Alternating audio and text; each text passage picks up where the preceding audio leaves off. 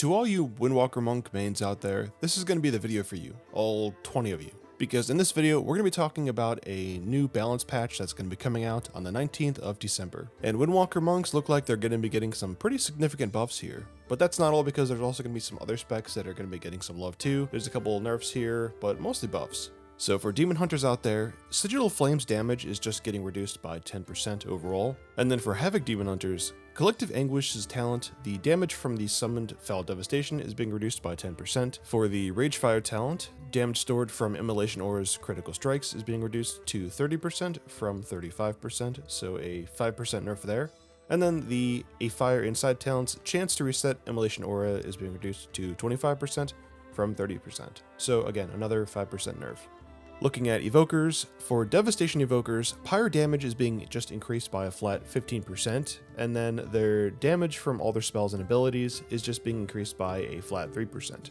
So some nice buffs to Devastation there. For Preservation Evokers, the only change here is that Resonating Spears once again applies Echo to the first 5 allies that it passes through, up from 3. And they've got a developer's note here, so it says that Resonating Sphere was currently reduced as part of a broad AoE healing reduction pass.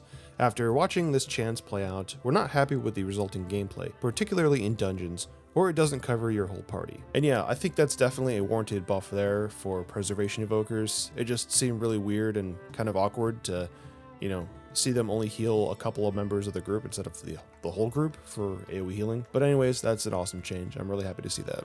It looks like Mage players are going to be pretty happy. We've got just sweeping buffs across all 3 specs here. So for Arcane Blast's damage is just being increased by 6%, and then Arcane Missile's damage is being increased by 10%. For Fire, we've got Fire Blast damage being increased by 12%, Pyroblast damage being increased by 5%, Fireball damage being increased by 10%, Flame Strike damage being increased by 12%, and Intensifying Flame now increases the Ignite damage by 25% from 15%. For Frost Mages, we've got Frostbolt damage being increased by 15%, Ice Lance damage increased by 12%, Flurry damage being increased by 10%, and Glacial Spike damage being increased by 6%. So yeah, mages in general are going to be pretty happy about this one. Okay, and on to the reason why you guys clicked on this video, Windwalker monks. So they've got a developer's note here, and it says, "We continue to keep an eye on Windwalker damage and feel that they needed a second incremental improvement to their relative performance. This round of tuning focuses on the payoff for successfully executing the bonus effects of the Mystics Huron's Discipline tier set, as well as increasing the damage of rotational cheat spenders in Rising Kick and Fists of Fury." So first up, we got Spinning Crane Kick's damage being increased by 20%, Blackout Kick damage increased by 10%, Rising Sun Kick's damage increased by 8%, Fist of Fury damage increased by 8%, Blackout Reinforcement increased by 250% from 200%, Glory of the Dawn damage increased by 40%, and Dance of Chi bonus increased to 300% from 200%, so a 100% increase there. So overall, Windwalker monks are getting some really big buffs here, and it looks like Blizzard is going to continue to monitor the situation and just watch and see, where they fall as far as damage goes. And I feel like if it's not good enough, they're probably going to keep giving them more buffs. But it's not all sunshine and daisies, because it looks like Mistweaver are getting some nerfs here. So Unison now heals a second injured ally for 35% of the amount healed, down from 50%.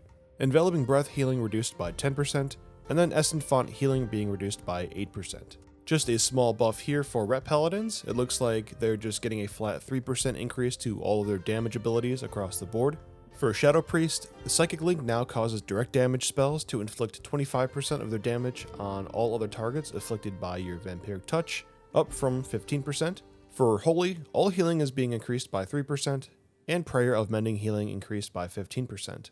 For Rogues, Assassination is getting another nerf here. It looks like all ability and melee auto attack damage is being reduced by a flat 3%. So it looks like Blizzard is still trying to slowly nerf Assassination and really not try to disrupt it too much. But I mean, let's be honest, they're just incredibly good right now. So these little small incremental nerfs are definitely warranted. And I think it's kind of funny because there's already people that are like complaining and saying that they're going to have to be forced to reroll 2 new spec now. And it's like, guys, 3% is not that big. Just relax.